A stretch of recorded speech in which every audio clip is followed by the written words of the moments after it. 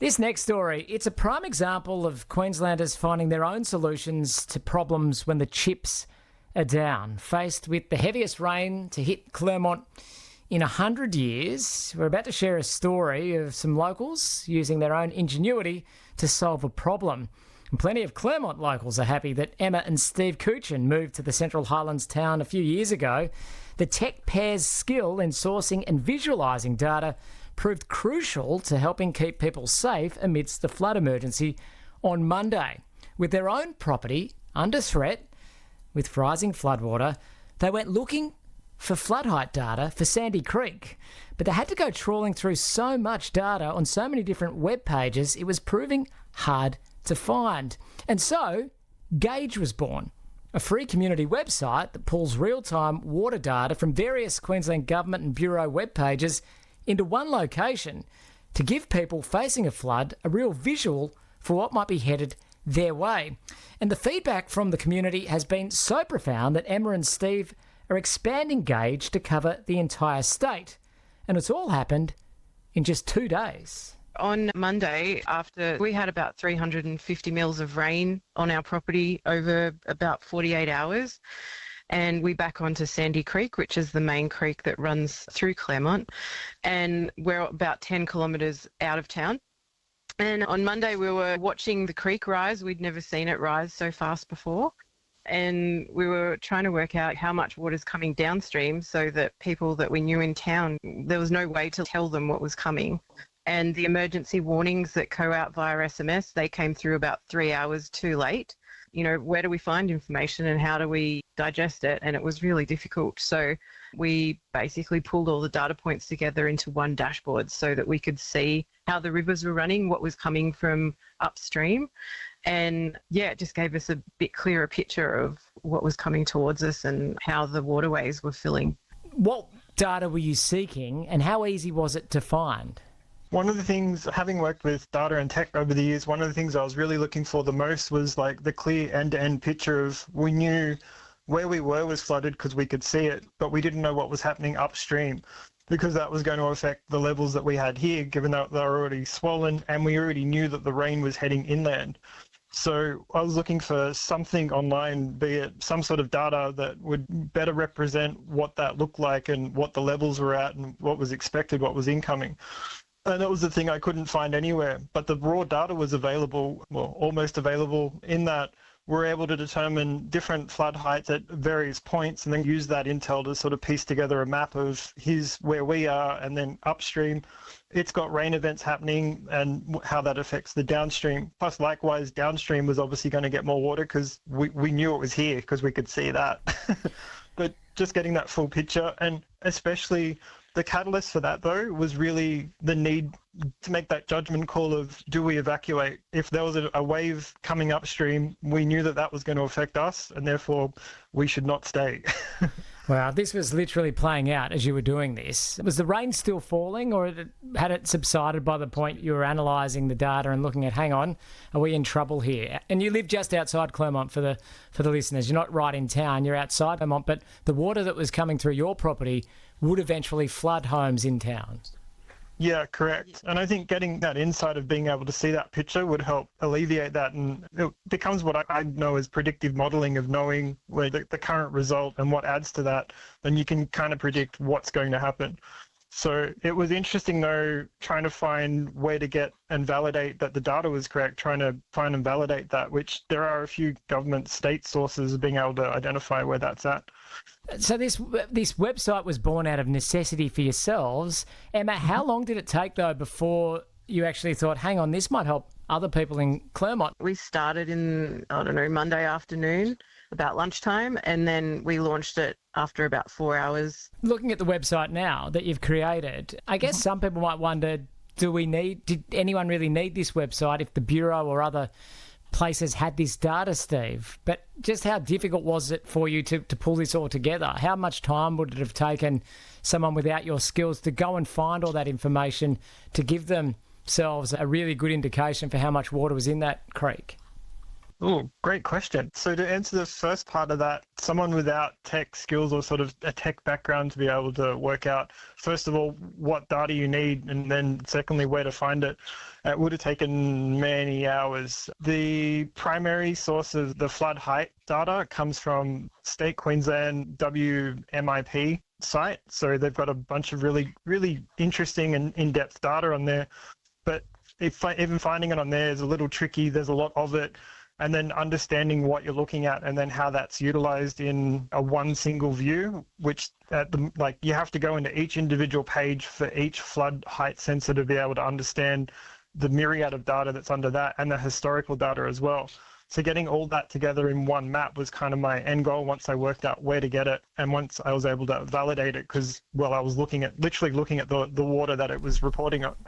So this wasn't very easily accessible information, is what you're saying, Steve. It did exist on different websites, be it the Bureau or government websites, but it wasn't like it was really easy to find at the time you needed it. No, definitely not at my fingertips, and not just something I can look at and be like, oh, right, there's rain coming, we need to leave. Emma, since this website's been created, you mentioned it didn't take long before you made the decision that you'd put it up live, and then how long did it take before you started getting feedback from people in Clermont that were actually seeing play out what your website was conveying? Yes, pretty much instantly. So we shared it on the local community groups on Facebook, and people were so overwhelmingly supportive and have shared it all over the place, which I think is what's led to other communities around Queensland getting in touch and asking if they can also have their areas added as well. So that's why yesterday we went ahead and added as much data from Queensland as we could so that everyone can have access and use it. Hearing here from Emma and Steve Coochin, who live just outside of Clermont. They are just explaining the website that they've created. They're both in tech and have worked in tech for decades, and they're explaining this website that they've created, which came completely out of necessity to understand the unfolding weather disaster that was hitting Clermont 2 days ago.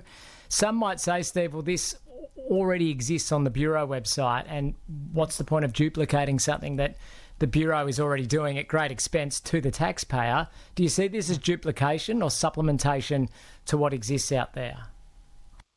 Yeah, that's an interesting question. I by no means want to replace the good work that the BOM do. In fact, we use that in our site as well, some of their data as well.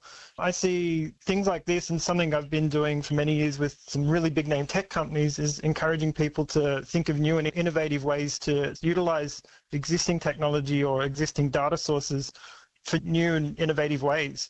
And I see this as no different. We had a problem, I saw a solution or data solution, and then sort of tied it together in something that I would like to see and use. Well, I have been using it as well. So it just, like you said, it just came out of necessity, really. And it's very specific, like a very specifically designed view just to show flooding and the impacts of flooding and how that affects people, like the people's areas around them.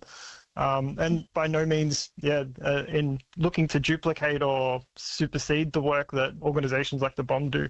You've got a disclaimer even on all your posts, Emma, that says, you know, you should still be following the Bureau and the Council warnings, but this just gives you a visualisation of what's happening during the flood. Especially when, you know, you're stressed and you're not really sure what to think. And so it's literally just a visual representation of all the data that already exists, including some data points that we've highlighted that actually for sensors that are offline. You know, if we were going to expand this project, or if we were looking to expand this project further, it would be interesting to crowdsource our own gauges to be out in the field, pulling in data and adding to new data sources to be able to detect, because that was one of the biggest problems I found, was just getting data.